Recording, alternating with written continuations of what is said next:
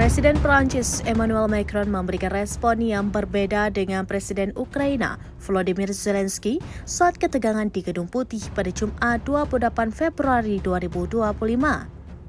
Beda dengan Zelensky, Macron disebut memberikan tanggapan yang lebih halus ketika berhadapan dengan Donald Trump. Dikutip dari Kompas.com yang dilansir dari kantor berita AFP menyebutkan bahwa Macron melakukan pendekatan yang lebih halus terhadap sikap Trump.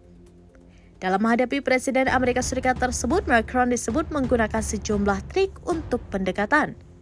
Macron memperlihatkan gestur diplomatik dalam pertemuannya dengan Donald Trump. Presiden Prancis tersebut memberikan respon lembut seperti menjabat tangan dengan erat serta memberikan tepukan di punggung. Hal ini dilakukan Macron dirasa untuk memberikan perlakuan yang lebih baik kepada Trump sebelum dirinya memberikan koreksi Presiden Amerika Serikat. Dalam hal ini, Macron memberikan koreksinya mengenai ungkapan Trump yang mengklaim bantuan Eropa terhadap Ukraina.